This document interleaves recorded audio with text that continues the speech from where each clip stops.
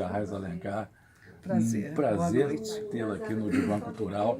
E nesse encontro do projeto Língua Viva, hoje nós vamos ter uma abordagem baseada num livro seu, né? Que é o Criar e Fruir da Arte. Isso. Da editora Prismas. Da editora Prismas. Qual a sua abordagem nesse livro? Esse livro, ele na verdade, ele é fruto de uma tese de doutorado que ficou, digamos, muitos anos no freezer, porque era uma tese causada pela clínica, como todo psicanalista, de algum modo, as questões que o psicanalista tem vêm de sua prática, mas as questões que a clínica gera podem tomar um vulto, como nesse caso, sobre a arte, que suplantam o objetivo de se manter na clínica fazendo eticamente o seu trabalho. É o Restrito caso. Apenas a clínica. O caso não está aqui dentro, porque isso impediria que eu divulgasse, né, o trabalho, mas ele é o agente, para nós que somos lacanianos, ele é o objeto A que causa o trabalho, porque eu fico com uma questão ética de qual era a estrutura do paciente e, ao mesmo tempo, acontece uma reviravolta durante os anos de tratamento dele, ele se torna um grande escritor. E a estrutura que eu supunha e que eu nunca tinha visto ao vivo, porque não vem à clínica, como diz Freud, era uma perversão. E eu fiquei com aquela questão, isso não existe no campo da leitura da clínica. Alguém localizado na posição da perversão se tornar um sujeito marcado pela sublimação, pela criação literária. Sim. E aí o tempo passou, o trabalho foi feito, ele ficou uma década se tratando e isso foi. Agora, eu continuei com a questão. Como para nós psicanalistas, a gente crê, não sei de onde, que na perfeição se está num polo e na sublimação, na criação artística, como se fosse a coisa mais sublime do mundo, se está do outro, não pode ser no submundo da perversão. Sim. Só esse impasse de uma mesma pessoa comparecer aos dois eventos, a não ser que não fosse uma perversão, mas os comportamentos indicavam. Tudo indicava. Tudo indicava. Eu fiquei com aquilo amadurecendo.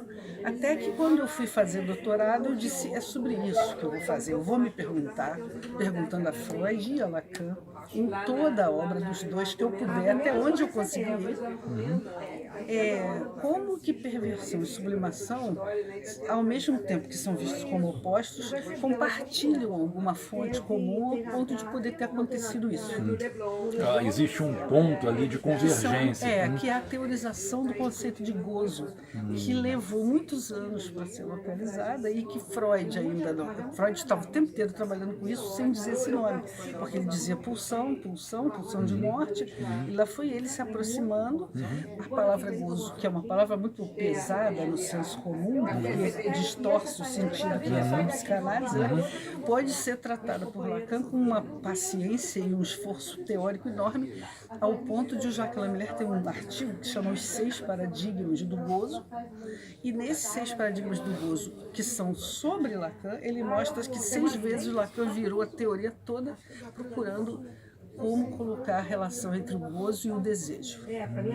Como colocar o plano da pulsão e o plano do significante articulados. E é por causa de seguir o Freud e o Lacan sobre a perversão e sobre a arte que eu descobri que a conversa era toda no campo da teoria do gozo, onde essas duas situações se enlaçam, muitas vezes se confundem e depois se separam.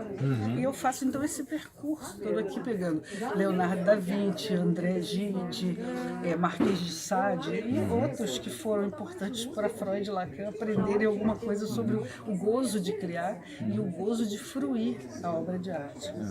Mais ou menos. Quer essa dizer, é a de ideia. certa forma, esse paciente foi, digamos assim, o evento que deflagrou em você Por isso essa que eu chamo de aproximação dos grandes... objeto-causa. Porque se ele não tivesse trazido... Até então você não tinha tido nenhum paciente com Não, quadro... porque em geral, como diz Freud, eles não vão à análise, porque eles estão muito bem obrigados com o seu gozo. E esse foi uma... E esse cara, ele tinha um impasse que deixava, não sobre o que ele gostava ou achava certo ou errado. Do ponto de vista da transgressão, ele não tinha problema nenhum.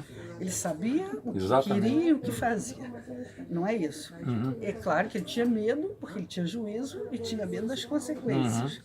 Porque implicava em tipificações de crime, algumas. Mas ele não queria e nem achava que podia virar outro. Ele queria descobrir um jeito disso não ser incontrolável para ele não pagar um preço alto demais. Só que não foi por isso que ele ficou, nem eu aceitaria. Ele ficou porque ele começou a descobrir que ele estava confuso entre o que ele inventava e quem era ele. Que é a mesma coisa para o psicanalista. Mas ele não sabia que ele podia inventar coisas que ele depois se perderia, porque essas coisas eram ele na dimensão desconhecida. Então ele era um assinante do inconsciente também.